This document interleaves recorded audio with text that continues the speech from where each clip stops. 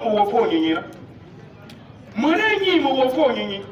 bono ye juna shi bono yo mu mo shi mu tamba ndwana bina mu nyi shi na da bo su shi nyi wo fo nyinyi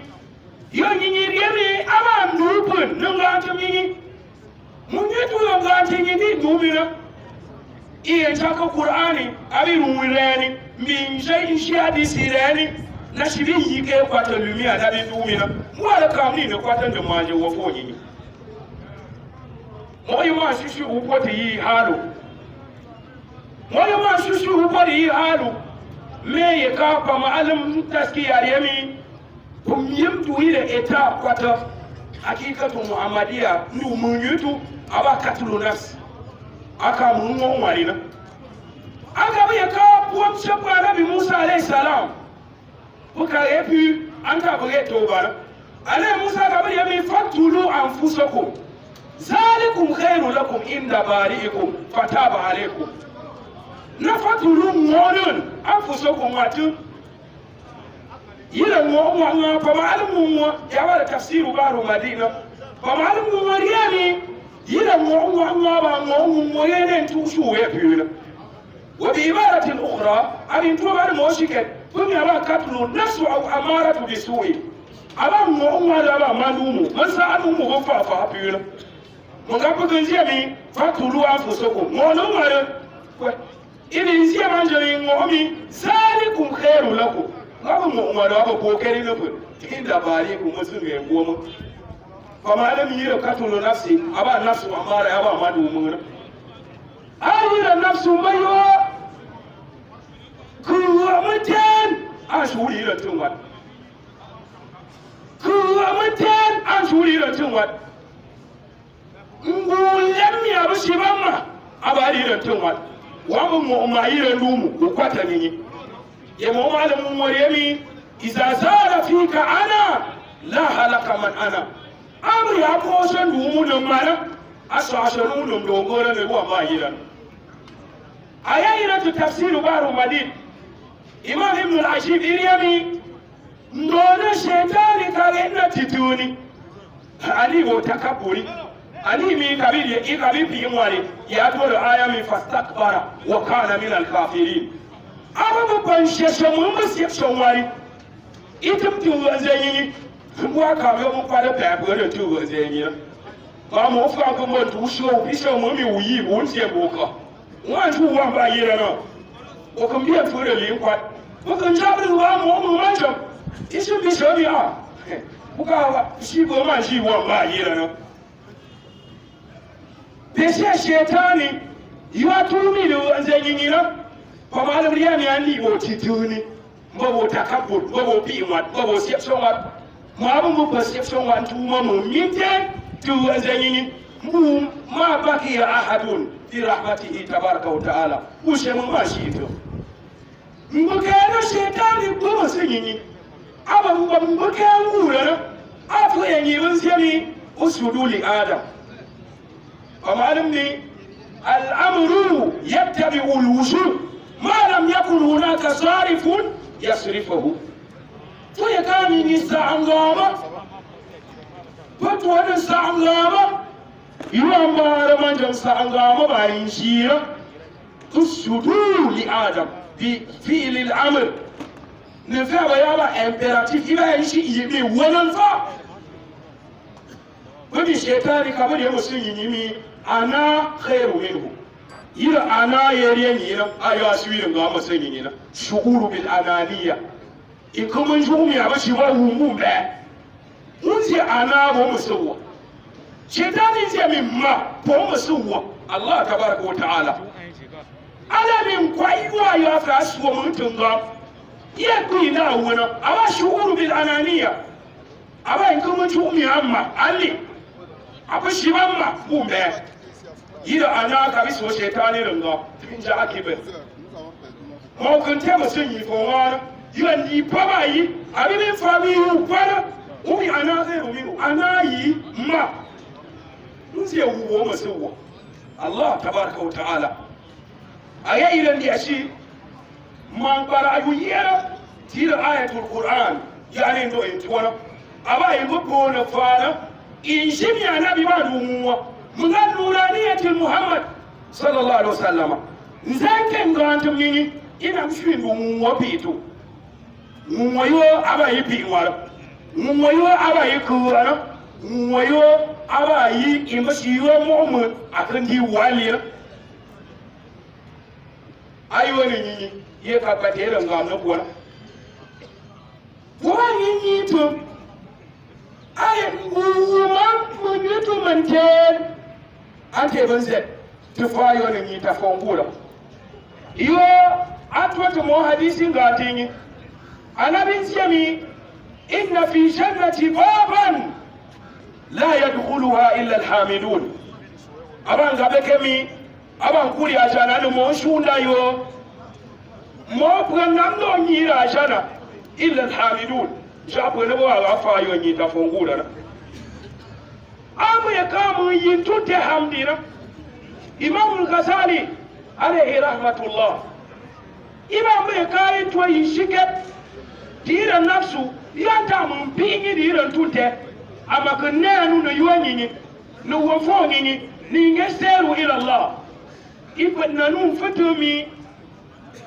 aka unjesha momo mange kana'atu bi kalil imbon shi pe mo yuwa nyi fongu da fanu na mune ma shi mbemi yuwa nyi reni na ani na momo ifo bonga ko وهي أن الحسد يأكل الحسنات كما تأكل النار الحطب كوانا نشوف عني ومن يدو كوي كابو كامبيان بيس ونومو مو فين بي متينا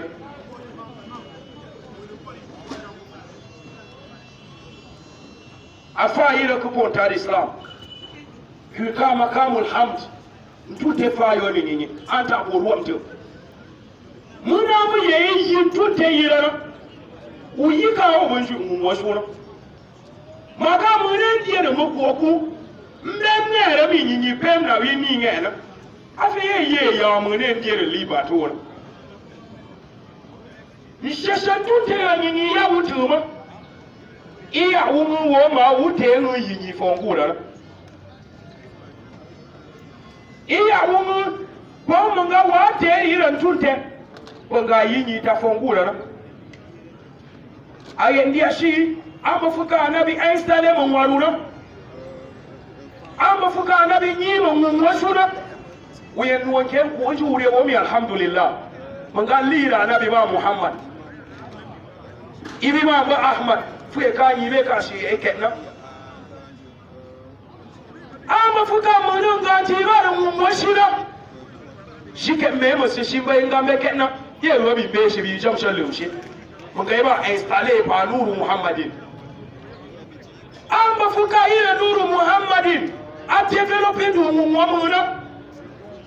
anga mune ngoje insanu kamil mun yutu sun kenan makamu ba malul yami kamaliyatul insan ana anja non fudu ba masu rantum ni yoni shi wa na guce kayana en gunga wo pe ngaman tena aba wazi ne kuwa wali yenje ko basu matushe mun ye basu yili mai no kuwa ato pisha no waru ma question wo mi quando bo shu mayu ku prepare comme ngem wo mi no wale ka andolo pisu marisiye shinga na bi ilon kwanto imi maza takulu fi hadha rajul unsiye yuma kote yi mo ba unsiye yuma kote ngai mo ba abayan ka tum ni yima ti irin wasu na abu ba ko yimai to alamul asbai muna na bi ti mu wasina Allahu akbar sheshayuwa aba bun kame kana alam jagi tamsuri ومشمتان متلوث بالكذب والفجور ومشمتان أما نمشي بون كمبيوكي بون بيو أما نقوي نفهمنا بيريرين كريم بوبار القرآن الكريم مسيمي يا أيها الذين آمنوا يا أيها الذين آمنوا اتقوا الله وتنظر نفس ما قدمت لغد واتقوا الله إن الله خبير بما تعملون ولا تكونوا كالذين نسوا الله فأنساهم أنفسهم أولئك هم الفاسقون يا أيها الذين آمنوا نبقى سوتنبوني اتقوا الله ولني يوم تنزيرا لم يني ما ينتهي ما أنتم تؤمن لم يني ولا تقف ما ليس لك به علم إن السمع والبصر والفؤاد كل أولئك كان عنه المسؤولا أما دائرة ميمون ويومنا ثم لم تلمون يتبنا ثم لم شك منا بعد لو بيشا يتقوا الله ولتنظر نفس ما كتب لغد ششوا بونجامي يفهم مكرم غافمجو بس أكبر غاموسيا نوم بيشا أنا لو بيشا ممارسيا أما ركم بيشا يانتا من فرشة ما يقوتم دوجنا نيما بيمين كسم إبي واتقوا الله أبو من قبل سيري آية مير يسامي يا أيها الذين آمنوا إلى فوا مؤمنين من سوف أمم وبابي اتقوا الله ينبوي إذا اللي بوي نبوي ولتنظر نفس ما كتب لغد ششوا بونجامي يبم مكرم غافمجو إذا زمي واتقوا الله ينبوي ukutaka yutosha ipe atakuwa afaseru nuyo wofoyira wali uko wote yukieti mpanu shawat mungali yejo pana foma senyi po prepare warupo mungali yejo pana foma senyi prepare wat abi bana tabu ngure abi bana reti wangantum nyinyi abi bana refayo na lo wuma mutira liyejona préparez-vous avant de faire un Coran et Karim. Vous n'irez pas mon tête, moi mon tête. Vous n'irez pas mon bébé. Mon YouTube a massé. Préparez-vous avant de faire un Coran pour faire un peu. Vous savez, il faut aller dans ciel. Avant de combattre un chameau. Pour moi, ça a monté dans mon cœur. Et pour moi, il y a des gens qui ont été Maman, mandatie njuye njumbuta bomfuta amba momo kwenju mote moyajo pateliwa bimanzeni munga pwenyu tumankwire iwangatinyi impose tumumoshama anta mumfunsan twore mumfunsan twafani niyo idolo patame mosenyinga igerira yire imfunsan diashi moma lepshike moshike mi après un cherchement contrôler mon machine je faut pousser pas faut pousser fayo nini fu yeyo mi ba matanko no fo yi bi non tu so boy fu yeyo mi mo shi ba mo ke manja yuwa yuwa nini na sha mo ko to mo shi na mu yi mu na rai yi rapsha entrepreneur nda wasi yo na min fu mo sanyi ngare na mashiril mu'minin amma yandi ma'alam kunana mu yi wazi mami fa ma'alam mami rayen ganyi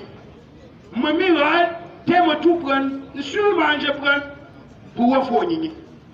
aba wazin gura titan mi aba fushonyi fomana bia bi libi wo pobon kona bu fayo ba ni mi ibu nge poyi mi bo ara banko aba shi ba me ti yin lamjo abama mete yin lamjo man bayanyi ni shimimba shibibi nshi ndumanje yo ya kurinto afani kendo nyingo fo nyinyina mwa sha mfo ume wiyo nyiba tafshami ukumba tafashara nyiba nsiye ko twarenjo lil gharad mashimo to yima ibn zainab wami وما خلقت الجن والإنس إلا ليعبدون ما هو ما برنيتو كو باشينو كو ندمدم مبوم نوا إلا ليعبدون كنتو مشي بغرابي بوشرا